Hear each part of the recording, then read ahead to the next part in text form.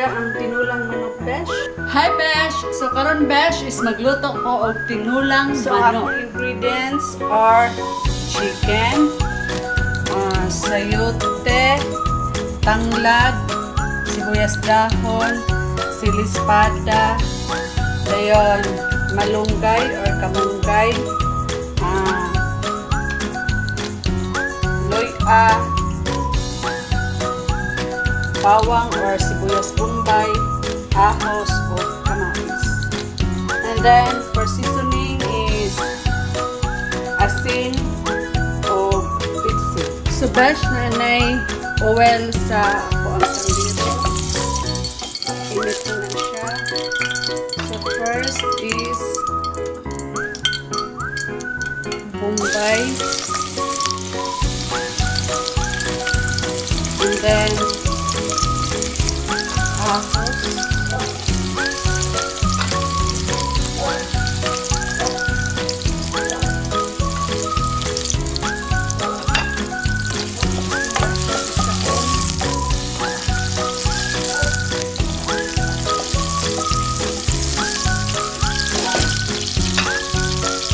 Then sunod is luya.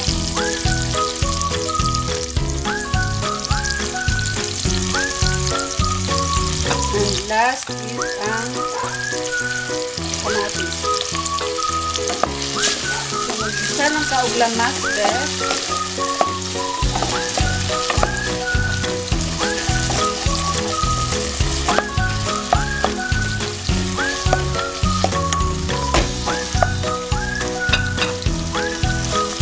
So, pag nanimaho na ang lamas or kanang ni translucent na iyang color, imo na dayong ilunod ang manok.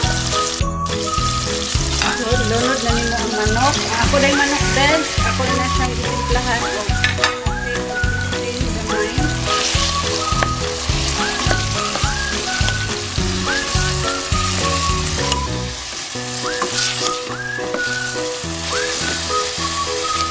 Imo sa siyang pa-brown or pa-brownon sa nimo ang manok. Kanang ihang duga dali sa manok ng gawas. So Besh, pag medyo half cook na imuhang manok, imo na ilunod imuhang sayote.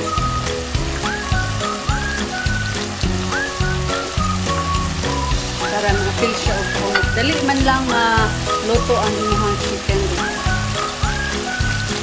Kapil na nimo imuhang silispada o kaning punuan sa sibuyas dahon. Kayon lang sa nimo.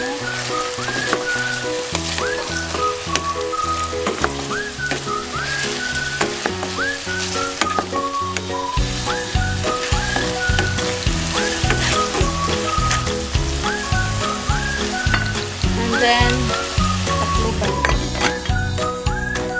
So, pag medyo nahubas na ang sabaw sa imuhang manok, imo siyang dungagan o tubig. So, preferably kanagit na tubig.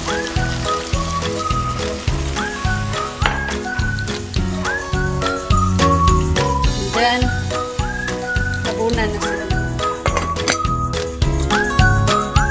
So, i-check na to kung okay na ba. Ang sayote, humok na ba siya, Besh?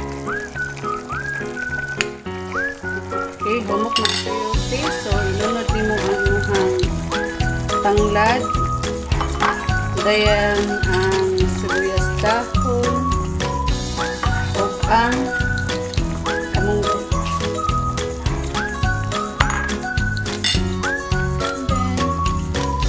And then, siyang ukayon.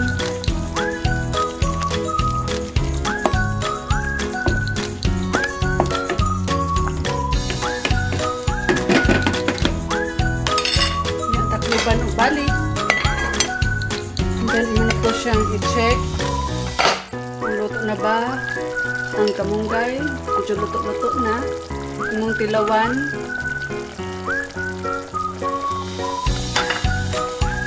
So, butangan na nimo og asin kung kulangan pa. O bitsin.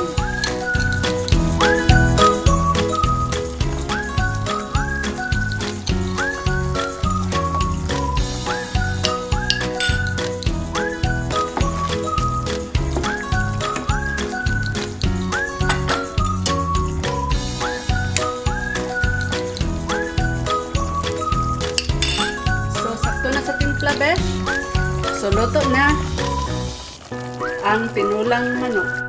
So, dara ang tinulang manok, besh. So, mga unata.